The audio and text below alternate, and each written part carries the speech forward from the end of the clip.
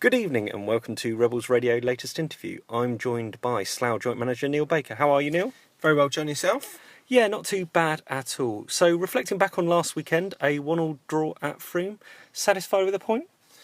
Yeah. Obviously, I wasn't there myself. I listened obviously into your wonderful commentary and had a good chat with John afterwards. I'm led to believe that we were unlucky not to probably come away with the 3 points. We probably shaded the game. Very, very difficult conditions by all accounts, and 4 points from those two games, St Neots and Frome, is a good return. So we've got to be happy with that. Yeah, and then moving on, obviously the boys took a reasonable mood into training on Tuesday. Yeah, we worked them hard Tuesday night. We train up at the Polish club, and it is difficult. With all the wet weather we've been having, it does limit us somewhat up there. But we worked them hard on Tuesday night. It was a good hour session. Good blowout for the boys. We don't often run them, or whatever you want to call it. Very often at all. Most things are done with a football, but every now and then we just sort of open it up a little bit, and we did that Tuesday, and the attitudes are excellent. And then we've trained tonight, which was very, very difficult on a very, very tough surface, to be honest. But we got plenty out of it, and we had a couple of bits of good news from training in respect that Clergy got through the whole session tonight. He's been having a problem with his knee, so that was real positive. Wasn't expecting him to train like he did tonight. The other positive was Adam Fowler. Fowler trained fully tonight. First time that we've put no restrictions on him, i.e. he was able to tackle, people were able to tackle him, and he was absolutely superb. I think both myself and John come off buzzing for Fowler, really, because it was difficult conditions, and I think sometimes when you come back from an injury like that, you might be a little bit tentative, and he definitely wasn't that tonight, and he got stuck in, and it was a real positive. Will he be involved in the squad on Saturday? No, he probably won't be named on the bench. I wouldn't have thought. He'll probably do another session. We've got plans now for him to go out on loan on the 3rd of January, probably to Sandhurst initially at Step 6, just so he can ease himself in for a game or two, just adjust back into the rigours of playing a game again. And then we'll look at it. I mean, I actually don't believe he's that far away. His fitness is absolutely superb. He's worked ever so hard, and it's mainly going to be about his mental state and sort of getting in a strong tackle and things like that. So hopefully he's not too far away. What other injury squad news is there ahead of Saturday? Billy and Reese will still both be missing. Billy will be doing some straight line running, and we're hopeful that he'll be back for Boxing Day.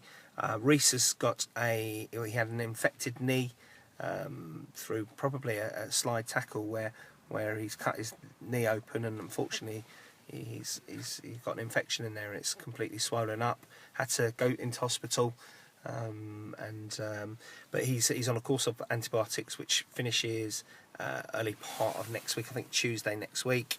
And again, we're then hopeful that he'll be fit and available for Boxing Day. So those are the two that we'll be missing, plus Dobbo, who'll be suspended on Saturday from his red card the other week. So how do you manage the squad over this period where there's a lot of upcoming games? There's obviously still a few niggles, still a few injuries.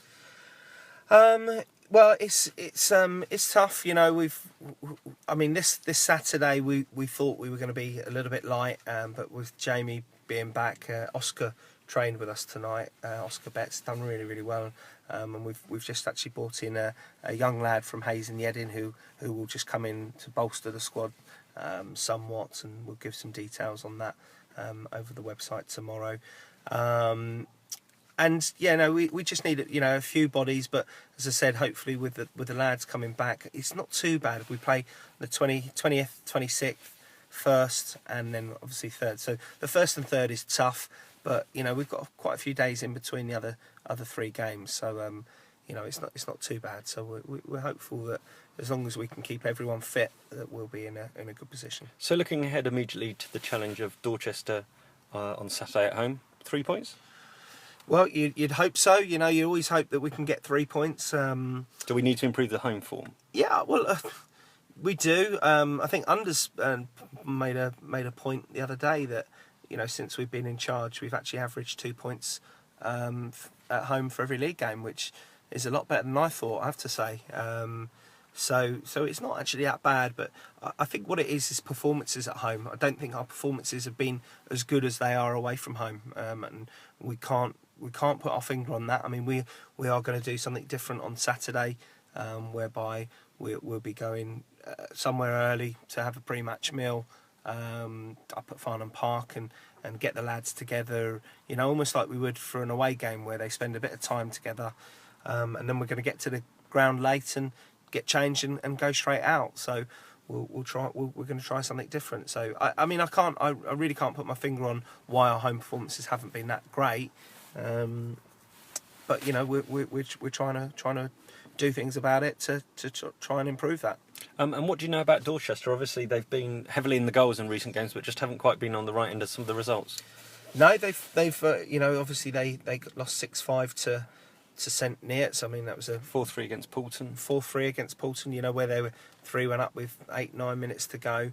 You know, obviously got beat, you know, relatively comfortably against Redditch, but you know, that's no disgrace as we know. You know, Redditch are a very strong side. So you know, listen, they're you know, from what we're told, they're very lively up front. They'll work hard, and you know, they're obviously their away record hasn't been great, but you know, like any game, you know, you can look to change that, and I'm sure they'll be trying to do what we're trying to do with our home record. So it'd be another tough game. You know, they're a side that come down from the Conference South, and you know, a big club at non-league level. You know, got great facilities, and there's some good players in their side. So you know, they're obviously running low a little bit on confidence, and I'm sure they'll be looking to come to us to try and pick up 3 points. Okay, well, we'll hope that will continue in a good vein, and we are able to pick up 3 points. There's been some both good and bad news off the pitch in recent events. Do you want to talk about that at all? Yeah, well, you know, I think